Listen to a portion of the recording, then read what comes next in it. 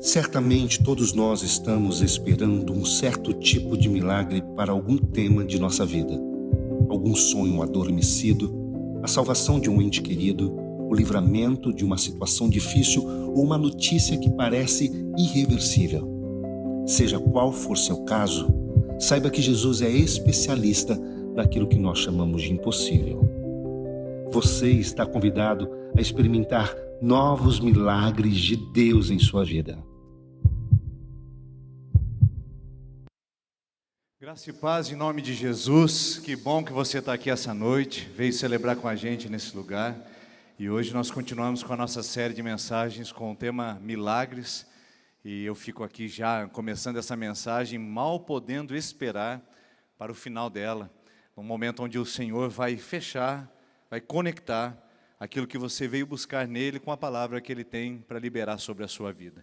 Talvez seja essa grande expectativa que nos traz a esse lugar. E muitas vezes até essa expectativa acelerada de dizer, olha, vamos terminar logo esse momento, para a gente poder orar uns pelos outros e podermos apropriar-nos dessas palavras, dessas promessas de Deus. Às vezes até mesmo atrapalha a gente essa pressa.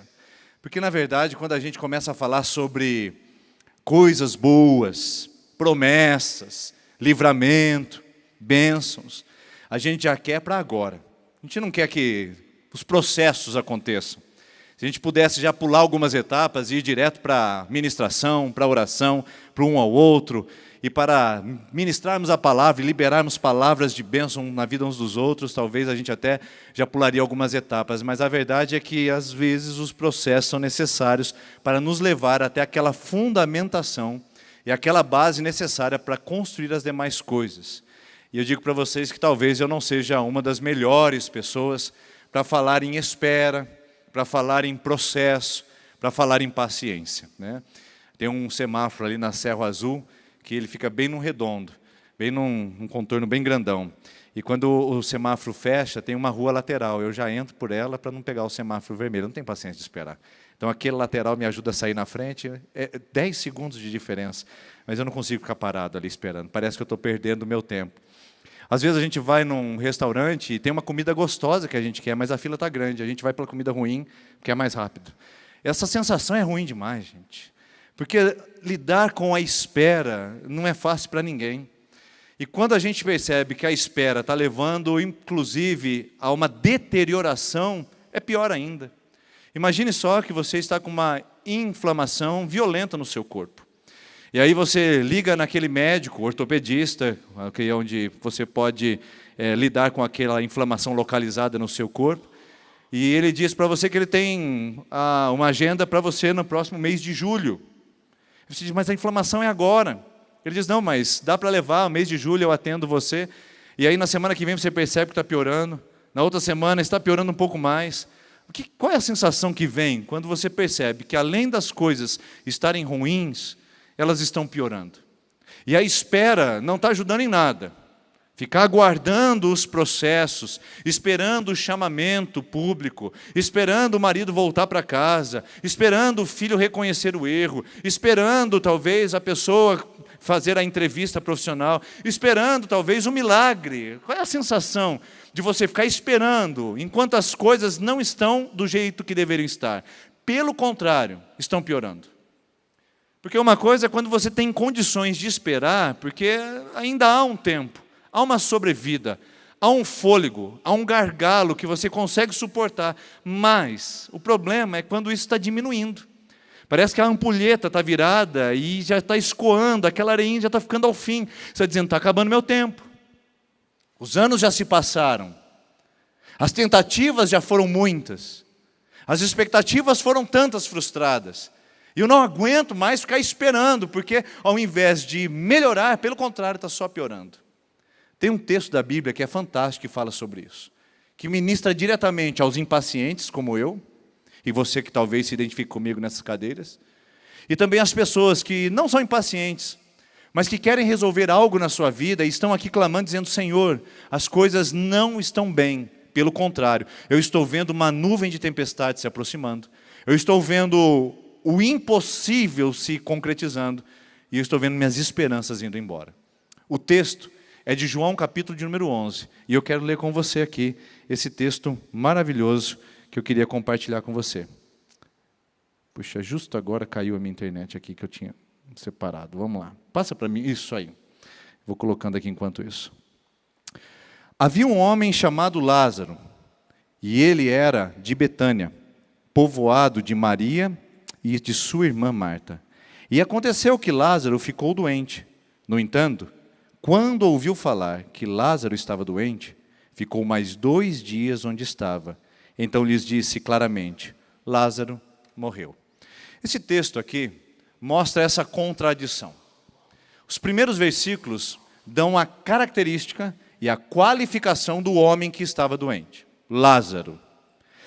O evangelista João faz questão de registrar que Lázaro era irmão de Maria, aquela que quebrou o perfume sobre Jesus e enxugou os seus pés com os seus cabelos.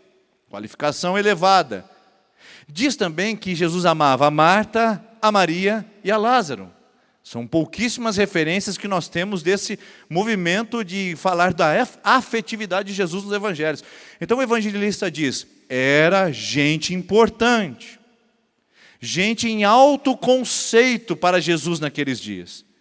E Jesus recebeu a informação, Lázaro está mal, Lázaro está doente. E o texto diz que Jesus, quando recebeu essa informação, ficou 2 dias no lugar onde estava.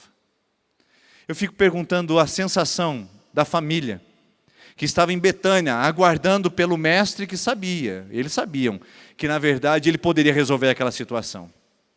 Manda chamar Jesus. E as pessoas chegam e falam, Jesus, o Lázaro, a quem tu amas, já dando aquela carteirada gospel. Ó, não é qualquer pessoa, é o Lázaro. E Jesus diz, tudo bem, tudo certo, obrigado por me informar. E parece que ele negligenciou, parece que ele desprezou. A gente não tem essa sensação às vezes? Que a gente vem nesse lugar e fala, Senhor, eis aqui o homem a quem tu amas. Eis aqui o homem que tem dado os dízimos e as ofertas. Eis aqui o homem que tem vivido em santidade. Eis aqui o homem que tem procurado ser um homem íntegro. Talvez você chegou aqui e diz, eis aqui a mulher que tem se curvado em oração. Eis aqui a mulher que tem dependido do Senhor. Eis aqui a mulher que renunciou grandes coisas para depender da tua provisão. Senhor, tu sabes quem eu sou. Não dá a sensação que às vezes Deus não é nada cavalheiro com a gente e parece que dá de ombros a nossa necessidade? Você já não teve essa sensação? De que o céu ficou de bronze, parece que as portas trancaram, parece que a voz ela fica reverberando da parede para nós e não vai em lugar algum. A gente não tem força para orar, a gente não tem força para declarar nem as promessas de Deus, e parece que há um profundo silêncio e desprezo de Deus por as nossas necessidades. Você não é o primeiro, eu não sou o segundo. E tantas pessoas passam por isso como Lázaro passou, ou melhor, como a família de Lázaro passou. E o pior de tudo é quando uma coisa está ruim, ela tende a piorar. Porque o que nós estamos vendo nesse texto é que o Lázaro, que está doente, está piorando a sua condição. Quando eles avisam que Lázaro está doente, na verdade a coisa estava crítica. E acontece o que não poderia ter acontecido. Da doença que Lázaro tinha, ele experimentou a morte. Parece que a coisa piorou tanto, que aí de repente já não via mais o que fazer. Quando Jesus resolve ir para Betânia, 2 dias depois, ele chega e Lázaro já está sepultado há 4 dias. 4 dias de sepultamento. Nós não sabemos quanto tempo em si demorou, desde que a notícia chegou até o dia que Lázaro morreu. O fato é que 2 dias de espera, quando Jesus chegou, 4 dias já sepultado. Que coisa absurda é essa? Por que Jesus não se importou? Por que Jesus não foi até a casa dessa família? Por que ele permitiu que uma coisa que estava ruim piorasse ao ponto de ficar totalmente impossível? Porque quando nós falamos da morte para a vida, nós estamos falando da possibilidade para a impossibilidade. Porque enquanto alguém está doente, há uma possibilidade de mudança, há uma possibilidade de cura. Mas depois que a pessoa morre, o que fazer? É só sepultar. Enquanto um casamento está em crise, está doente, há uma possibilidade de cura. Mas quando um casamento se desfaz, parece que chegou ao fim, à morte. Enquanto existe uma expectativa de entrada no mercado de trabalho, com aquela carreira que você sonhou, com aqueles sonhos que você idealizou, com a faculdade que você fez, com os papéis e os post-its que você colou no seu computador, dizendo que quando você se formasse, você viveria isso. E as coisas se adoeceram na sua vida e se perderam. Enquanto estava doente, enquanto você sente que as coisas estão ruins, há uma possibilidade. O problema é quando as portas se fecham de uma vez e você sente o seu sonho totalmente sepultado, totalmente destruído. Enquanto existe uma possibilidade de cura, você vai ao médico, você toma os medicamentos, mas enquanto a cura não vem e só piora o estado, ao ponto do médico dizer, olha, já não há mais o que fazer, a impressão é que a impossibilidade chegou, e é exatamente isso. O que Jesus está mostrando nessa passagem é que uma coisa pode ser possível para o homem, mas quando ela se torna impossível, não depende mais do homem. Não depende mais dos recursos humanos. Quando nós falamos da morte para a vida, nós falamos da crença para a descrença. Enquanto está doente, você tem uma crença. Existe uma ponta de fé. Existe uma expectativa. Você diz, não vai ser diferente. Eu vou na terça da esperança. Eu vou fazer uma campanha. Eu creio que Deus pode mudar essa causa. Deus pode reverter o quadro. Eu creio. O problema é que quando vem uma sentença, quando vem alguém e diz, acabou para você. Quando alguém olha para você e diz, você não tem mais condições. Você está desqualificado. O seu processo não foi aceito lá no juizado ou no juiz. Você não tem condições de mudar esse quadro. Você não pode fazer mais nada. E aí vem a descrença. Quantas pessoas que eu falo aqui essa noite, que estão na doença, pedindo ajuda para Jesus, dizendo, Jesus, está doente, eu preciso de restauração. Quantas pessoas estão vendo as coisas piorarem, dizendo, Senhor, o Senhor não se importa, a coisa está piorando. E quantas pessoas que eu estou falando aqui, que já estão vivendo o decreto da morte, a sentença do sepultamento, dos seus sonhos, das suas expectativas e principalmente das suas esperanças. Porque enquanto está doente, tem uma esperança de cura. Mas quando a morte chega, já não tem esperança mais. Eu quero perguntar para você, existe alguma coisa no cenário da sua vida que da doença já está dando sinalizações de falência total? Existe alguma coisa no seu coração hoje que você entrou carregando e disse, estava ruim, pastor, mas agora está bem pior do que eu imaginava. Estava ruim algum tempo atrás, mas agora está praticamente morto. Não tem mais solução, não tem mais condições. E parece que Deus não se importa e nem está atento a isso. Só que essa que é a questão. O seu tempo, o seu jeito, a sua forma, a minha forma, é completamente diferente dos mecanismos de Deus fazer. Como que uma criança consegue entender os planos da vida de um mundo adulto? Como que um mero mortal consegue compreender os planos excelentes de Deus? Provérbios capítulo 22 diz, o Senhor dirige os passos dos homens. Como eles poderão entender o seu caminho? Se é o Senhor que controla, coordena e convoca os nossos passos ao trilho e ao caminho dele, como que a gente pode entender isso? Isaías capítulo de número 56 diz que 58, diz que os planos do Senhor são mais altos que os nossos planos, e os caminhos do Senhor são mais elevados que os nossos caminhos. Como é que a gente pode entender, irmãos? Como é que a gente pode trazer lógica, fazer cálculos a isso? Por isso que quando a gente olha Jesus desprezando o pedido de cura de Lázaro, parece lógico e racional, porque a gente está indo diretamente para a impossibilidade, para a descrença e para a desesperança. A mesma situação que você entrou aqui essa noite. A mesma situação que você ligou esse vídeo para assistir essa noite ou esse dia. A sensação de que o que era possível não é mais. O que havia um fio de esperança já não tem mais. E agora não tem mais o que fazer. Tem sim. Porque o que vai aparecer para nós agora é que da doença para a morte, Jesus nos leva da morte para a vida. E como que ele faz isso? Os versículos seguintes vão mostrar para nós. Jesus indo para o que está morto, e trazendo vida àquilo que não tinha mais possibilidade de viver. O versículo de número 15, eu não vou ler todo o texto para vocês aqui, depois você pode acompanhar na sua casa e refletir melhor sobre isso, por causa do nosso tempo limitado nessa terça, é que não é porque está morto que Jesus desistiu de ir. Parece que aquela intervenção momentânea que era necessária naquela hora para a família de Lázaro, que foi um profundo desprezo, não teria mais uma outra oportunidade. Não é verdade. Jesus diz, está morto, agora é hora de ir. Por que ele faz isso, irmãos? Eu não consigo te dizer. Por que ele deixa chegar algumas situações na nossa vida, ao ponto de a gente não ter nada mais a não ser ele? Eu também não consigo te explicar. Podemos estudar as línguas hebraicas, gregas, as línguas originais das Escrituras, mas a grande verdade é que muitas coisas se passam no mistério de Deus. E o que cabe a nós é Romanos 12, versículo de número 2, para que a gente experimente a boa, a perfeita e agradável vontade de Deus. Ela é sempre boa, ela é sempre perfeita e ela é sempre agradável, ainda que por um tempo pareça amarga, desagradável e nada boa nas nossas vidas. O que a gente precisa aprender é de que o movimento de Jesus é totalmente diferente do ser humano. E Jesus diz, está morto, então agora é a hora de ir até lá. Por que Jesus esperou morrer? Por que Jesus esperou morrer? Bom, isso tem uma indicação no Evangelho de João que diz assim, logo depois do versículo 15, Jesus diz aos discípulos, e que bom que Lázaro morreu e vocês não estavam lá para isso. Como assim? Como é bom que o Lázaro tenha morrido e vocês não estavam lá para isso? Jesus complementa dizendo, para que vocês vejam e creiam. Quando Jesus encontra as duas irmãs desesperadas, Jesus diz para elas, se vocês crerem, vocês verão a glória de Deus.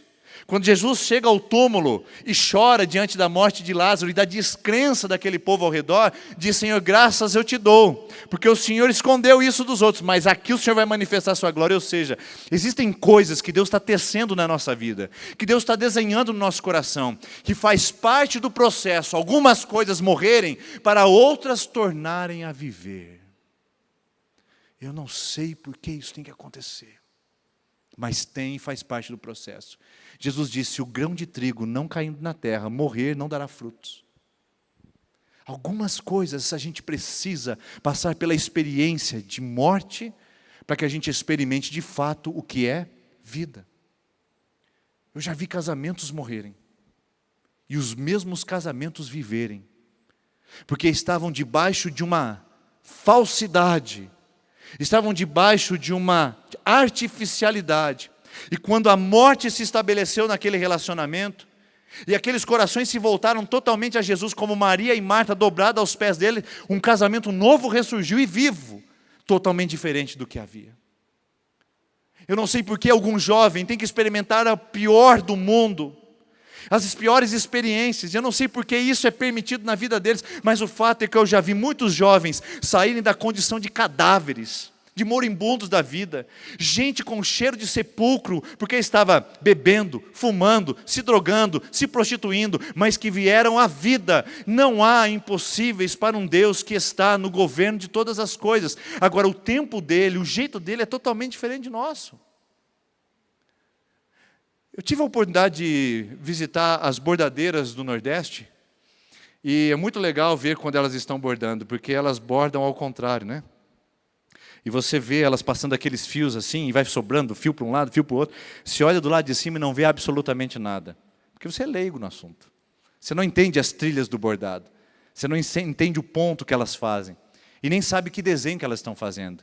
De repente, aquelas mãos rápidas e ágeis, que você não compreende o movimento, vira aquela estampa, e um desenho maravilhoso acontece. Elas sabem para onde estão indo, elas sabem o que estão desenhando. São os nossos olhos incoerentes que não conseguem enxergar. Eu fico imaginando a nossa vida como um grande bordado de Deus, ao contrário. Tem coisas na nossa vida que a gente não entende, não compreende. Tem coisa que até parece morte, mas na verdade Deus está chamando para a vida. Tem coisa que até parece perda, mas Deus está chamando de ganho. Tem coisa que até parece desilusão, e Deus está chamando de sonhos. Não dá para saber o porquê disso, mas eu tenho inúmeras histórias para contar sobre mim e sobre tantas pessoas que, ao passar por essa experiência da morte para a vida, entenderam e disseram, que bom que eu não desisti, que bom que eu continuei, que bom que eu perseverei, e que bom que esse Deus de misericórdia veio ao meu encontro. Primeira lição que eu quero mostrar para você, não é porque está morto que Jesus não queira ir até lá. Não é porque está morto que Jesus deixou de ir, ou deixou de visitar. Ou ele está ignorando por completo? Eu quero perguntar para você, o que é que na sua vida hoje você declara como morto? O que é que você está abandonando e você sabe que não deveria? O que é que você está dizendo? Está sepultado, não há mais oportunidade, não há mais chance. Que Deus está dizendo, opa, eu estou querendo ir até lá. Quais são os túmulos e os caixões que você trancafiou e fechou sonhos, projetos, expectativas? E que você está dizendo, não mexa aí, porque é cadáver. Não mexa aí porque está fedido. Não mexa aí porque é desconfortável. E Jesus está dizendo, eu quero ir até lá. Eu quero ir até lá.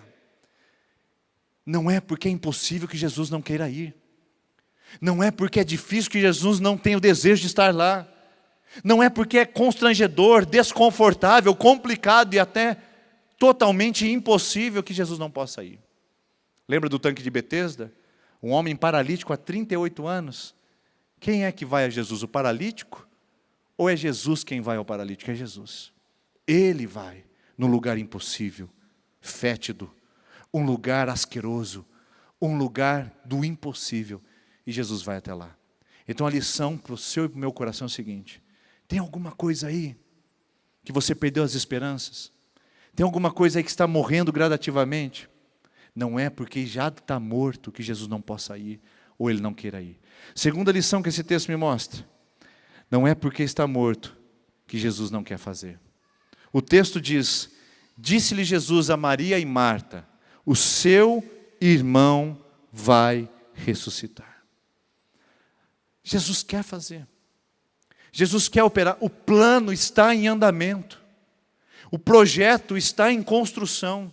A palavra de Deus diz, céus e terra passarão, mas as palavras dele jamais passarão. Deus não mudou de trajeto para a sua vida. Deus não mudou de plano sobre você. Faz tudo parte do plano. O problema é que a gente não sabe.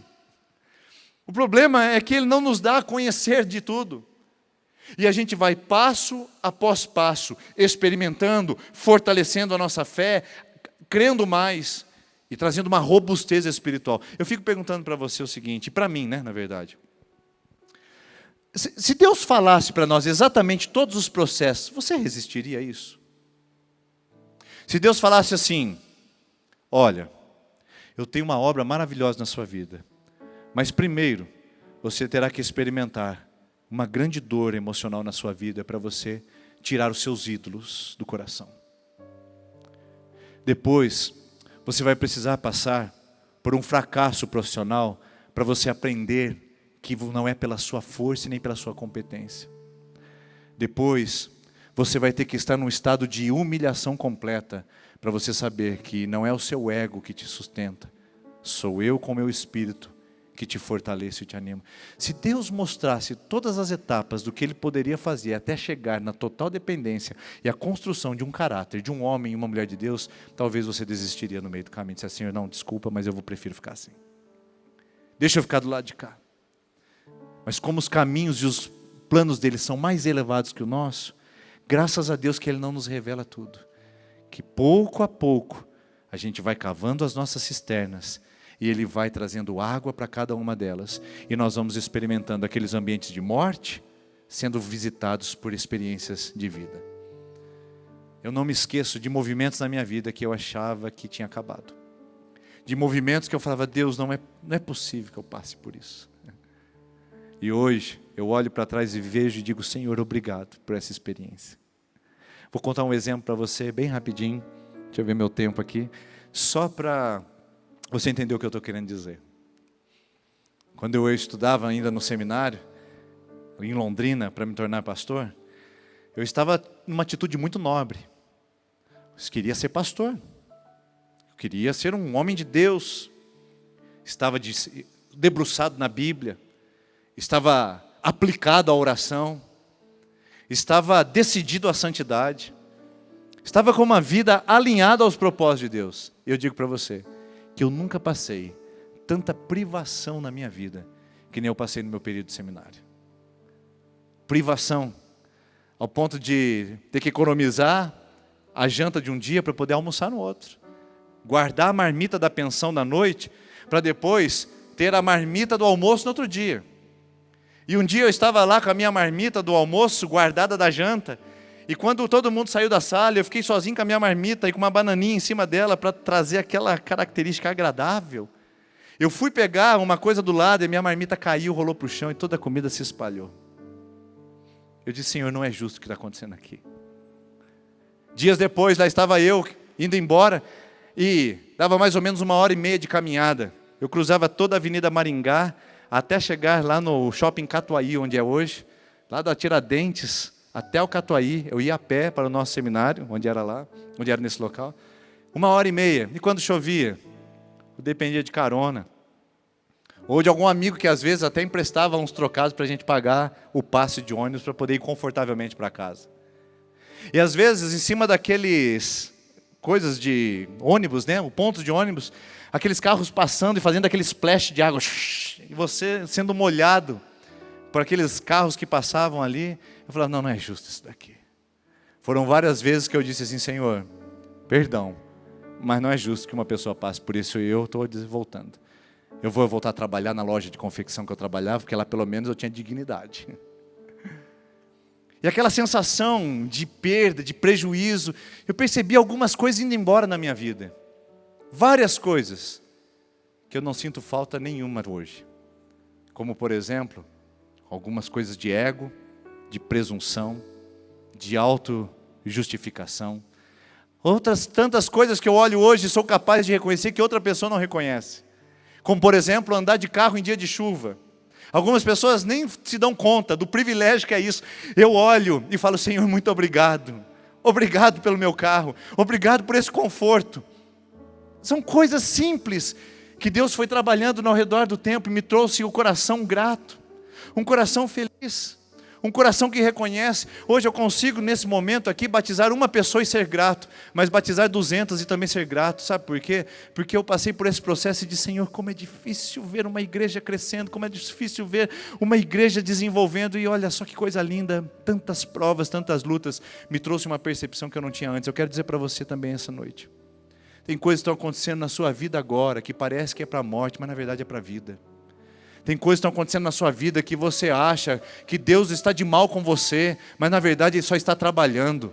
O que você chama de provação, Deus chama de treinamento. O que você chama de adversidade, Deus chama de treinamento. Deus está preparando o seu coração. Deus está fazendo um bordado na sua vida. Não desista antes de ver o plano final. Se hoje eu pudesse voltar atrás e disser, Senhor, eu quero passar por tudo isso de novo, para me tornar o homem que eu me tornei, eu diria, passo novamente, irmãos.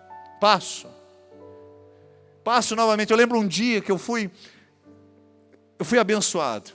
Eu fui morar na República, que um irmão tinha uma bicicleta da República. E o irmão tinha uma moto e uma bicicleta. Ele falou para mim, pode usar a bicicleta à vontade. Eu falei, livramento do Senhor. Agora, em vez de 1h30, eu vou fazer em 30 minutos. E comecei de bicicleta para o seminário. Um dia eu fui tirar xerox no centro de Londrina, lá na Souza Naves. Eu estacionei a bicicleta, meti o cadeado nela e fui tirar o xerox. Quando eu voltei, cadê a bicicleta? Tinham roubado. Não era nem minha, emprestada. Aí eu falei, Senhor, agora chega. Eu fico perguntando, se eu não tivesse passado por essas experiências, se Deus não tivesse permitido com algumas coisas que me tornaram a pessoa que eu sou, e que tenho uma percepção de algumas coisas que hoje eu dou graças a Deus por perceber. Por que Deus permite algumas coisas na nossa vida? Por que Ele permite algumas experiências de morte ao nosso redor? Porque Ele quer trazer uma vida que é verdadeira e é plena. Eu fico imaginando o Lázaro que saiu do túmulo. Que Lázaro era esse, meus irmãos? Que Lázaro que era esse que saiu de uma experiência de 4 dias de morte? Seria o mesmo Lázaro? Que irmãs eram essas que viram um homem sair do sepulcro? Será que era a mesma família? Será que eram os mesmos relacionamentos, o mesmo tempo e prioridades? Será que era a mesma dependência de Jesus? Como as pessoas enxergavam Jesus depois dessa experiência? Eu estou convicto que existem algumas coisas que Deus quer permitir morrer, para liberar uma palavra sobre a nossa vida e dizer, vai ressuscitar, porque está vivendo do seu jeito, e eu quero que viva do meu jeito. E não tem nada melhor do que Deus fazer morrer algumas coisas ao nosso redor, para que viva do jeito dele. Vai valer a pena. vai valer a pena, apenas confie, espere, porque as mãos do Senhor não estão fazendo algo ao acaso. É doloroso, é sofrível, mas cave as suas cisternas esperando que Ele vai encher de águas ao jeito dele. Amém, irmãos? E por fim, não é porque está morto que Jesus não pode fazer. O médico não pode fazer. Você não pode fazer no seu casamento. Você não pode recuperar o amor do seu marido por você. Você não pode recuperar, talvez, a obediência e a honra de um filho por você. Você não pode recuperar a sua integridade e dignidade diante de algumas experiências da sua vida por você. Mas você pode experimentar uma palavra de Deus que diz: Lázaro, vem para fora. Uma palavra de Deus e a sua dignidade é restaurada. Uma palavra dele e a provisão chega na sua casa. Uma palavra e os olhos e o coração do seu cônjuge se restabelecem para casa. Uma palavra só e as portas se abrem. Uma palavra, o Lázaro vem para fora e as coisas ressuscitam ao seu redor. E eu quero convidar você hoje, em nome de Jesus, a se apropriar dessa palavra que diz que Jesus, chegando ao túmulo, bradou em alta voz: Lázaro, vem para fora. Não é porque está morto que Jesus não pode fazer. Ele pode todas as coisas. Pode ressuscitar seus sonhos, sua vida, seu casamento, sua profissão, sua fé, seu ministério, seu chamado, sua alegria, sua paz, sua felicidade, sua estabilidade. Tudo Ele pode. Mas aprenda que é só pela palavra dEle. Só pela palavra dEle. Um centurião chega até Jesus desesperado. Um servo dele está doente em casa. E ele vai e diz: Senhor, por favor, o meu servo está profundamente doente. E então, Jesus fala: vamos até lá. E ele diz: não, Senhor, não sou digno que entres em minha casa. Diga uma palavra só, e o meu servo será curado. E Jesus diz: vai, e a tua fé, que se aconteça conforme a tua fé. Chegando em casa, o servo estava curado. Uma palavra de Jesus, só uma palavra de Jesus. Só uma palavra. Lembra de Jairo? Que ele vai até Jesus, ele é chefe da sinagoga, homem importantíssimo, um patrocinador da igreja, autodizimista. Ele chega até Jesus e diz: Senhor, a minha filha está profundamente enferma, doente. E Jesus fala: vamos até a sua casa. E no caminho ele encontra a mulher com hemorragia de 12 anos, você conhece a história, acaba ali gastando um tempo, perdendo um tempo importante para Jairo. E quando eles estão indo para a casa de Jairo, vem a turma e diz: Jairo, não precisa mais incomodar o mestre, porque o que estava doente morreu, a sua filha está morta. E Jesus olha para Jairo e diz: não se espante, não te atemorize, apenas creia. Quando ele chega na casa, está todo mundo chorando, todo mundo desesperado, as carpideiras estão lá gritando. Jesus diz: por que vocês estão fazendo isso? A menina não morreu, só dorme. E eles rindo da cara de Jesus. Jesus sobe até o quarto e diz: Talita cumi, que significa em aramaico: menina, levanta.